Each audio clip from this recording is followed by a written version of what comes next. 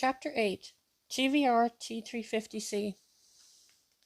Whenever an actor is asked to slip into a toga, he sees it as an excuse to go all swivel-eyed and bonkers. When it comes to the Romans, no speech defect is too preposterous, no gait too far-fetched. We've had Derek Jacobi with his clubfoot and his stutter, and Malcolm McDowell helping himself to every bride, groom, and farmyard animal in Rome. Oh, and let's not forget the one with the funny mouth who stabbed Russell Crowe in Gladiator. If you believed everything you've seen about Rome on the silver screen, you'd wonder how on earth they managed to find the lavatory in the morning, let alone work out how such a thing might be flushed and how the effluent might be carried away in the sewage system, the like of which wasn't to be seen in the world again for another 1800 years. But it is an unwritten law that all empires, whether the Borg, the British, big business, or even the BBC, are bad. Fueled by greed and policed with violence, they wreak havoc on the pipsqueaks, raping, pillaging, and forcing them to eat genetically modified suppers while watching programs like Britain's Worst Toilet. So I wasn't expecting the Romans to be portrayed in a particularly rosy light in Boudica on TV on ITV last Sunday, and sure enough, in Boined Nero wearing lipstick, we didn't actually see him gnawing on a panda's ear and then using a slave's severed head to wipe away the goo, but the hint was there all right. Meanwhile, back in plucky old England, Boudica was busy delivering speeches about freedom and democracy. She was the Afghan farmer whose poppies had been devastated by Monsanto. She was Nelson Mandela, William Wallace, Che Guevara, and Gandhi all rolled into one cool, bite-sized Sunday evening. Charlie Dimmock-style glamour puss.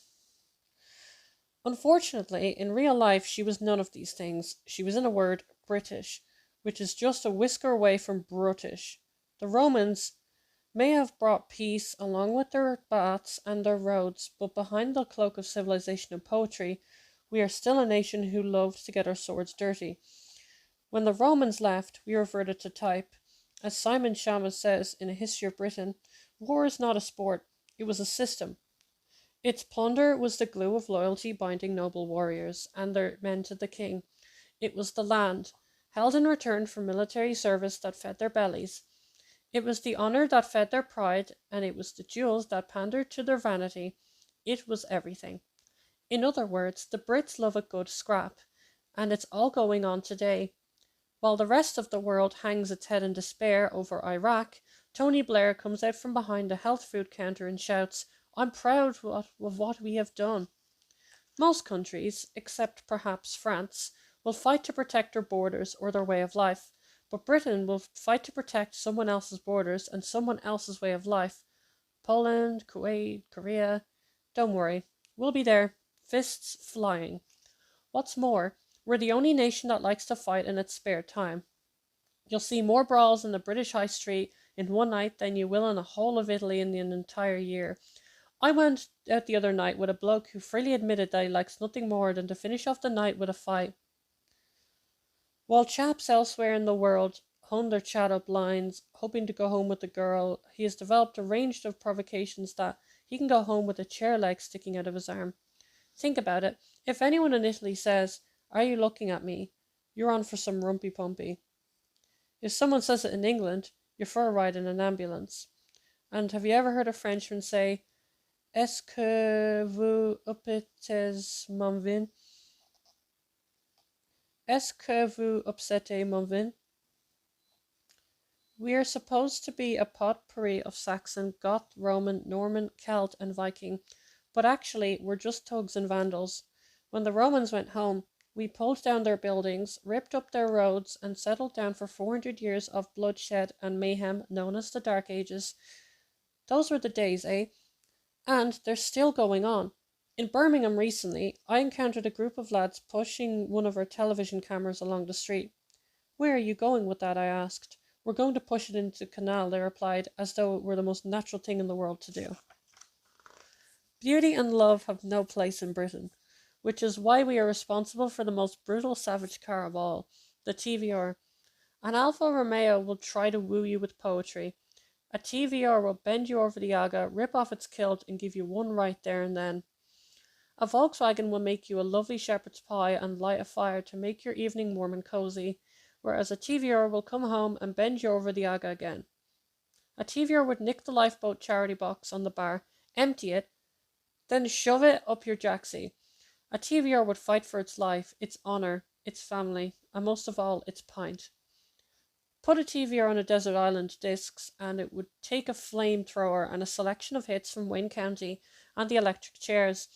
Then it would bend Sue Lawley over the mixing desk and make animal love until it broke wind. You don't get paint on a TVR, it's woad. Instead of being made from steel or aluminium, it's wattle and daub. It's an Iron Age fort with a Bronze Age engine. It's Boudica, only with less femininity and more rage in its heart.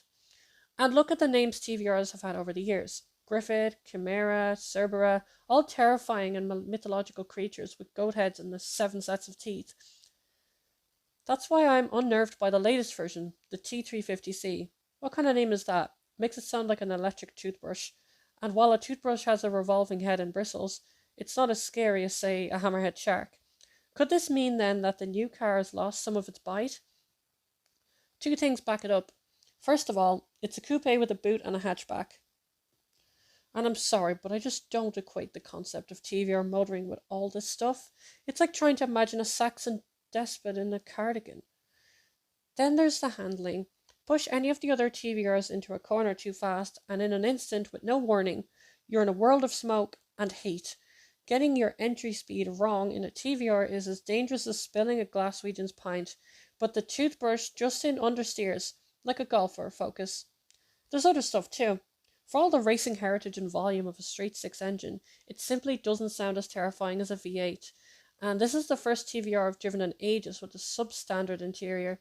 In recent years, we've become used to all sorts of swoops and oddities, but in this one it just doesn't work. It feels daft for no reason. And yet, by some considerable margin, this is the best TVR I've ever driven. With its integral roll cage, it feels stiffer and more together, like all 4 corners are working in harmony rather than in discord. And the brakes are just astonishing. So's the power. You may only get 3.6 litres and no force induction, but you end up with a better power-to-rate ratio than you get from a Lamborghini Murcielago. That means it is seriously, properly, eye-poppingly fast. And because it doesn't try to bite your head off every time you make a mistake, you can use more of the power for more of the time. Finally, there's a question of money. To get this kind of performance, you have to be looking at Porsche GT3s for £72,000 or a Murcielago for £163,000. Even the Noble I wrote about last week is over 52,000, but the TVR is just 38,500. Plus another 2 if you want to lift out of roof panels.